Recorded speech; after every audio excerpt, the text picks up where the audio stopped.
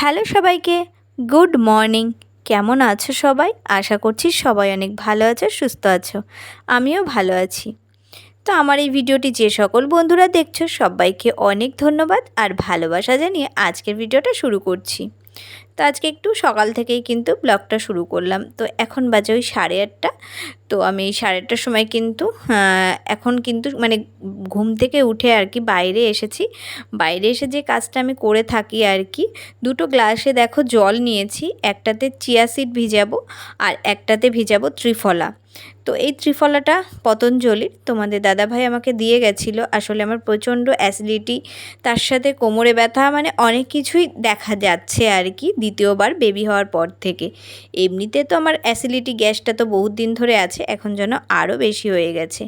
আর এই চিয়া সিডটা ভেজানোর কারণ হচ্ছে কারণ আমার অনেকটাই কিন্তু বেলি ফ্যাট আর কি বেড়ে গেছে, মানে এই দ্বিতীয়বার বেবি হওয়ার পরে।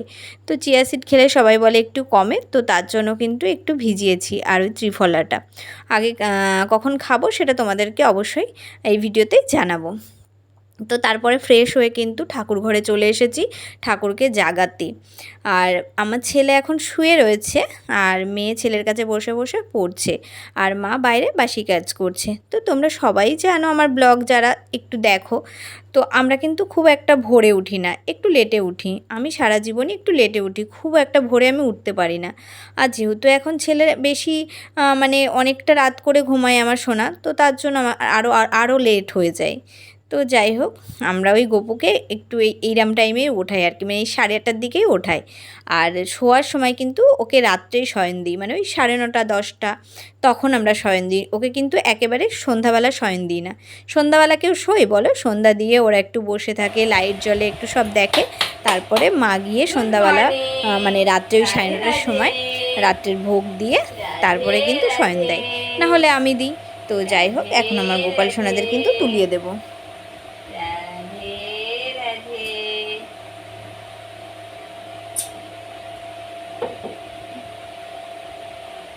হে গোবিন্দ, রাধে রাধে, রাধে রাধে।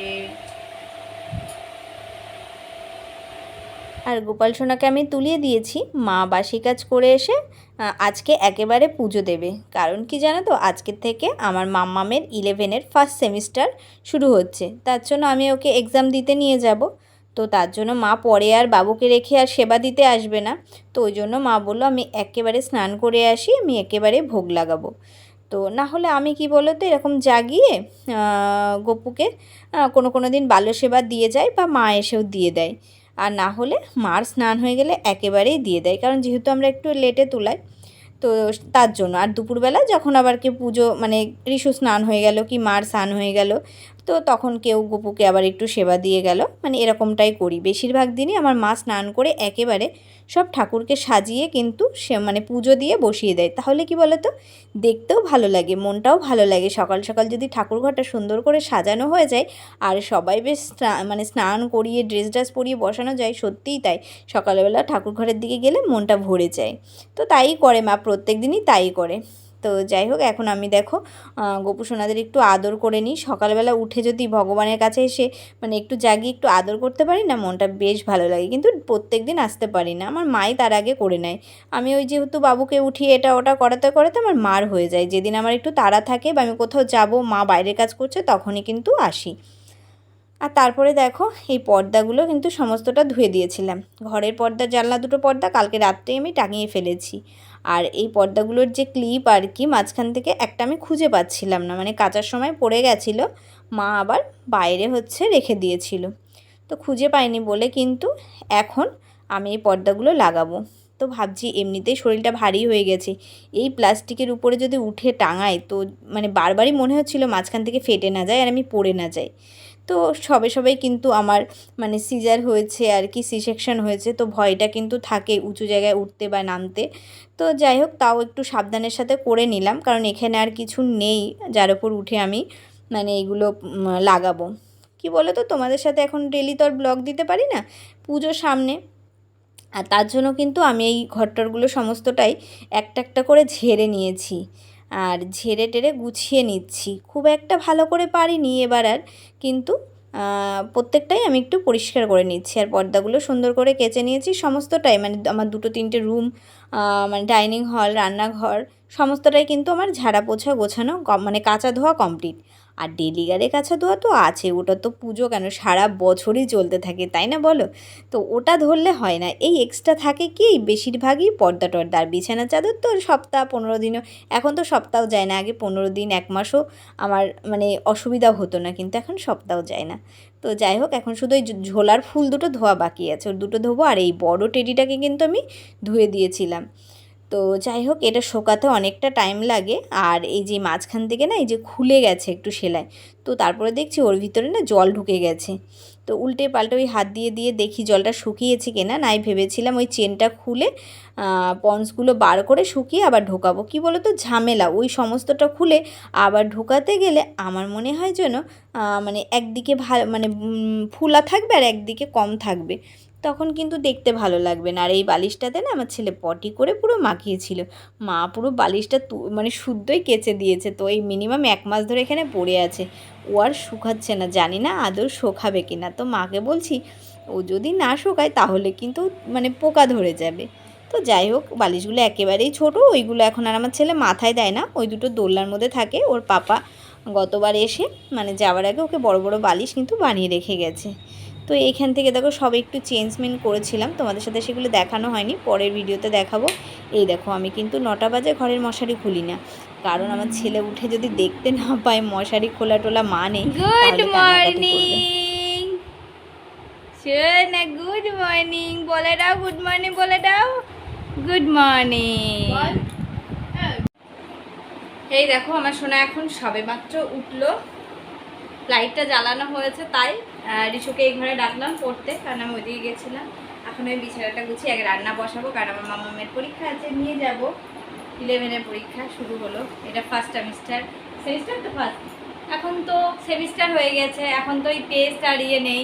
এটা ফার্স্ট হবে, তারপরে সেকেন্ডটা, মানে 11-এ দুটো, 12-এ কি দুটো, আগেও তাই হতো, কিন্তু আগে হচ্ছে টেস্ট আর ফাইনাল হতো, এখন হচ্ছে সেমিস্টার হিসাবে হয়েছে।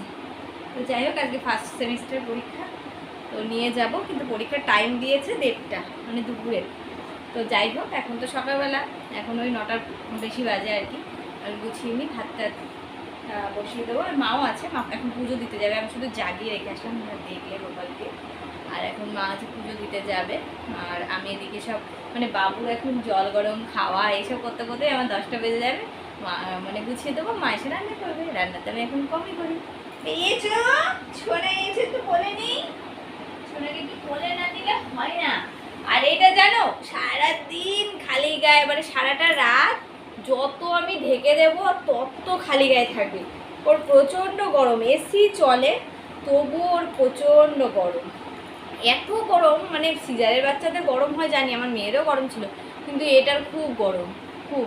ওই উপরের দিকে তাকাবে ফ্যান চলছে কি না, দুটো ফ্যান, তো দুটো ফ্যানের দিকেই তাকাবে চলছে কি না। যখন আমরা উপরে মানে খাটে থাকি তখন এই ফ্যানটা চলে, যখন নিচে থাকি তখন ওই ছোটো ফ্যানটা চলে, কিন্তু নিচে বসলে আর হা করে উপরের দিকে তাকাবে যে আমাদের ফ্যান চলছে কি না, তাই না পাপা?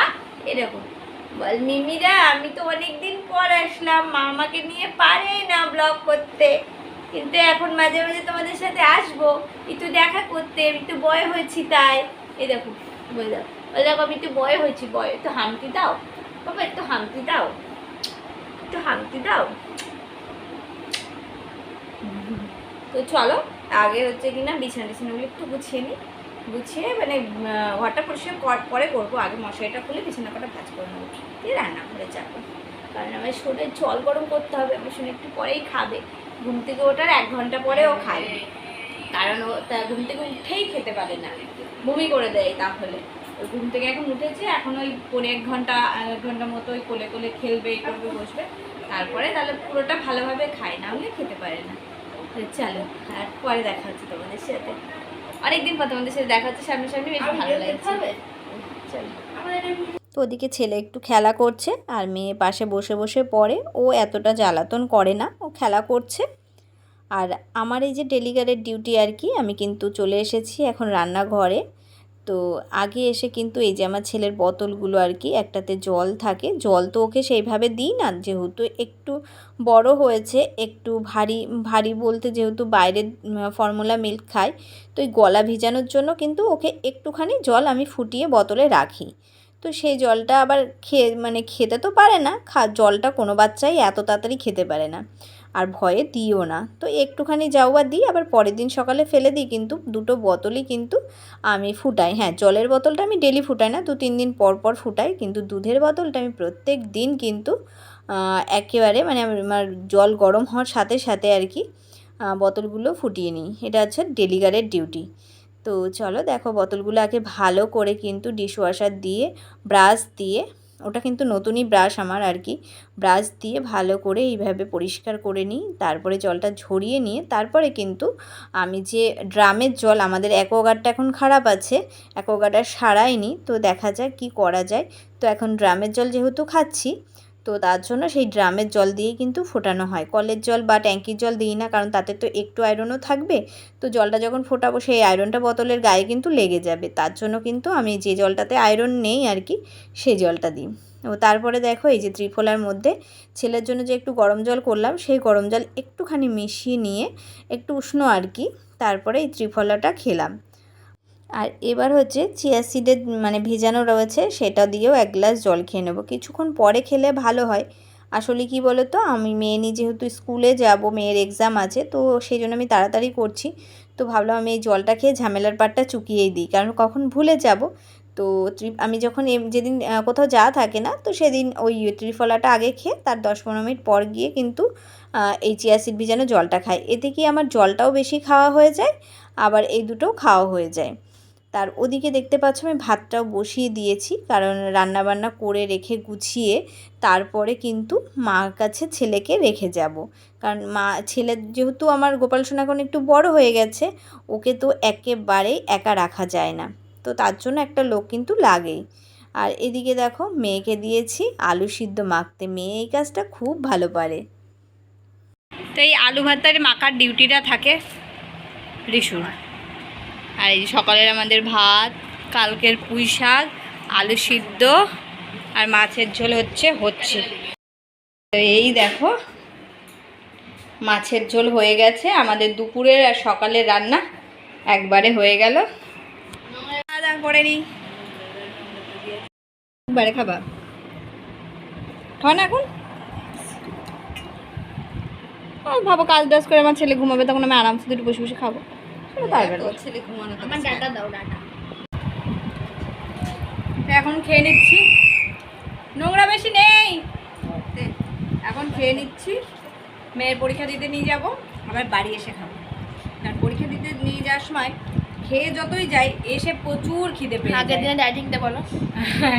আগের দিন খেয়ে পেয়ে গেছি ওই 12টার সময়, 12টার সময়, হ্যাঁ 12:30 খেয়েছি, তাই তো?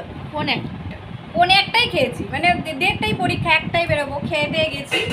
ওখানে গিয়ে ধরো প্যাচাল পাত্তায়, মহিলারা থাকলে কি হয়, একসাথে গল্প হয়, গল্প করে করে 1.5 ঘন্টা ধরে, তারপরে বাড়ি এসে প্রচণ্ড খিদে পেয়ে গেছে, তবে আবার ভাত খেয়েছি। আগের দিন একবারে খেয়েছি, সকালে খাবারটা খাইনি, যে একবারে খেয়ে যাবো, তার জন্য খাবার দিয়ে দাও, খেয়ে নিই, বাড়ি এসেই আবার খাবো। চলো খাওয়া করি। এই দেখো, এখন রেডি হয়েছি, আর সোনা বাবাকে দেখো স্নান টান করিয়ে একেবারে একটু খাইয়ে রেডি করে দিয়েছি। আর ওর খাবারটা গুলে আমি বোতলে রেখে যাচ্ছি, সেটা হচ্ছে 1:30টার সময় ও খাবে, যেহেতু রিশুর পরীক্ষা 1:45 থেকে, এখন বেরিয়ে যাবো, আর ও আমার মার কাছে থাকবে। সোনাকে রেখে যাচ্ছি, তাই মনটা খারাপ লাগছে, ওর মনটাও বুঝতে পারে মা চুড়িদার টুড়িদার পরলে যে মা কোথাও যাচ্ছে। আর টিপটা করে পড়ানো হয়নি, আর একটু না ঘুমালে পড়াতে পারবো না, এদিক ওদিক করে দেবে। শোনা তুমি থাকবে তো, ঘুমাও, ঘুমায় দিদি এরকম করে পাজা লাগিয়ে দিয়েছে যাতে নড়তে না পারে। তো চলো টাটা, দুজনে বেরিয়ে পড়েছি। আর ছেলেটাকে রেখে এসেছি, একটু মনটার খারাপ, ঠোঁটটা ফুলাচ্ছিল, বুঝতে পারে এখন যে মামা আমার দিদি কোথাও যাচ্ছে। চলো যাওয়া যাক। তো এত ছোট বাচ্চাকে মায়ের কাছে রেখে কিন্তু আমাকে ছুটতে হয়, জানোই তো আমার মেয়ে অতটা বড় হলেও কিন্তু একা একা যেতে পারে না, আর এখন যেহেতু অনেকটা দূর হয়ে গেছে স্কুল, আমি ওকে একা একা কিন্তু একেবারেই ছাড়ি না। তো চলো পরীক্ষা শেষ। আমাদের পরীক্ষা শেষ হয়ে গেছে, আমরা বাড়ি যাচ্ছি। কি পাচ্ছি না, শেষ হয়ে গেছে। কেমন দিয়েছিস পরীক্ষা? ভালো, সব ভালো। ভালো যায়, খারাপ হলে করবে না। চলো গিয়ে দেখা যাক আমার সোনা কি করছে বাড়ি। তো এই দেখো ঘরে ঢুকে মেয়ে ড্রেস পরে কিন্তু হাত পা ধুয়ে আগে চলে এসেছে ভাইকে একটু আদর করতে। আর সত্যি কথা বলতে আমার ছেলে যখন কাউকে দেখতে না পায় ওর মুখটা ঠান্ডা, মানে একদম ছোট্ট ঠান্ডা হয়ে যায়। ওকে সবাই লাগবে আর কি, দিদুন, মা, দিদি, সবাইকে। যখন আমি ওকে নিয়ে থাকি, দিদুন আর হচ্ছে ও, মানে ওর দিদি কোথাও যায় তখনও মুখ ছোট হয়ে যায়, দিদি সারাদিন বাড়ি না থাকলে তখনও মুখ ছোট হয়ে যায়, আবার মাম্মাম না থাকলে তখনও ছোট হয়ে যায়। এখন কত খুশি। তো খাওয়া দাওয়ার পরে একটু শুয়ে আবার সোনাকে খাইয়ে কিন্তু সন্ধ্যাবেলায় 7:30টার দিকে কিন্তু আমার বাজারে যখন কোনো কাজকর্ম থাকে আমি কিন্তু চলে আসি বাজারে কাজকর্ম করতে আর কি, যে কাজ টুকিটাকি কেনাকাটা থাকে আর কি। কাল যেহেতু বৃহস্পতিবার বলে এটা বুধবারের ব্লগ, বৃহস্পতিবারের ফুলকলা আনতে যাওয়ার ছিল, তো চলে এসেছিলাম মিষ্টি টিষ্টি নিতে। আর সবার থেকে একটা ভালো কথা কি জানো, আমি যেখানে একটু ক্লিপ টিলিপ নিই সেই দোকানে গিয়ে দাঁড়িয়েছিলাম, তো এক দিদিভাই আমার মানে পুচকুর কথা, মানে গোপাল সোনার কথা জিজ্ঞাসা করছিল। হঠাৎ করে আমি বললাম, তুমি কি আমাকে চেনো? তো ওই দিদিভাই বলল, হ্যাঁ আমি তোমার ব্লগ দেখি সব সময়, তাই চিনি। তো কেমন আছে আমাদের ছোটোটা? তাই আমি বলছি খুব ভালো আছে। তো খুব ভালো লাগলো জানো তো যে আমার ব্লগও অনেকেই দেখে, আর আমার যেখানে বাড়ি সেখান থেকেও আমাকে ব্লগ দেখে, আর আজকে আমার সাথে মানে ব্লগ দেখে বলেই ডেকে কথা বলল, খুব ভালো লেগেছে। তো যাই হোক, তারপরে দেখো এসে আবার সোনাকে একটু বেস্ট ফিটিং করিয়ে তারপরে কিন্তু আবার লেগে গেছি রাত্রের খাবারে। তো রাত্রের খাবারে দেখো আজকে হচ্ছে রুটি, আর ওদিকে হচ্ছে পেঁপে আলুর তরকারি। তো এই ছিল হচ্ছে আজকে আমার সারাদিনের ব্লগটা টুকিটাকি। তো এই ডিনার করে নিয়ে কিন্তু আবার এর মাঝখানে কিন্তু মা গেছে পুজো দিতে, বেশিরভাগ পুজো মাই দেয়। এই মা আছে বলে সত্যি কথা বলতে আমার এই সংসারে এই টুকিটাকি কাজকর্ম আমার একেবারে কষ্ট বলে মনে হয় না। মা যখন বাড়ি চলে যাবে আমি খুব কষ্ট পাবো, জানি না ছেলেকে নিয়ে কি করব। মা বলছে পুজোটা বেরিয়ে গেলে, মানে পুজোর মধ্যেই কিন্তু আমি বাড়ি চলে যাব। আর কি বলো তো, আমার ভাইপোটাও আমার মাকে ছাড়া থাকতে চাচ্ছে না। তো ওনারও মনটা খারাপ লাগছে, ওদিকে আমার ভাইপোরও মনটা খারাপ লাগছে। ও রোজ ফোন করে বলে, ঠাম্মি ভাই তো এখন বড় হয়ে গেছে, তুমি বাড়ি চলে আসো। তো যাই হোক, আমার তো তখন একটু কষ্ট হবেই, আমার গোপাল সোনা তখন ছোট থাকবে। দেখা যাক একা সংসারে কিভাবে করব, সবই তোমাদের সাথে শেয়ার করব। তো যাই হোক, এখন থেকে না চিন্তা হয়ে যাচ্ছে যে মা বলেছে বাড়ি চলে যাব। তো যাই হোক, কতদিন সবার মানে সংসারে থাকে, যাই হোক এত মানে একটা বছর ধরে আছে। তো এতেই আমার যতটুকু করেছে আমি এতে অনেকটা, মানে কি বলবো, বলে বোঝাতে পারবো না। এরকম মানে এরকম কি বলো তো, সত্যি কথা এর কোনো ভাষা নেই। মা ছাড়া মা হয়ে ওঠার গল্পটাই আলাদা, জানো তো, খুব কষ্টের। মা থাকলে মা হয়ে ওঠার গল্পটা একদমই কিন্তু সহজ হয়ে যায়, তাই না? তো চলো, এখানে দেখো পেঁপে আলুর তরকারি রেডি হয়ে গেছে, এখন ডিনার করব। তো ডিনারের পরে রাত্রে দেখো এসে শুতে এসেছি, আর এসি চলে গেছে। আর আমার ছেলে এতক্ষণ জ্বালাতন করে গেলে ও কিন্তু এই উল্টোভাবে শোবে। এটা কোনো শোয়ার সিস্টেম? আমার ছেলে শোয়ে এইভাবে। কতক্ষণ ধরে কান্নাকাটি করছিল আর বলছি বলে দেখো তাকাচ্ছে, এইভাবেই ও শোবে। তো যাই হোক, ও এইভাবেই সত্যি সত্যি ঘুমিয়ে পড়েছিল। আমি পরে সোজা করে দিয়েছি, কতবার বলছি পাপা তোমার কষ্ট হবে। তো যাই হোক, ও ওইভাবেই শুচ্ছিল। তো এখন তো অনেকটাই রাত হয়ে গেছে, প্রায় 12টা। তো চলো আজকের মতো গুড নাইট। ভিডিওটা ভালো লাগলে লাইক কমেন্ট করে পাশে থেকো।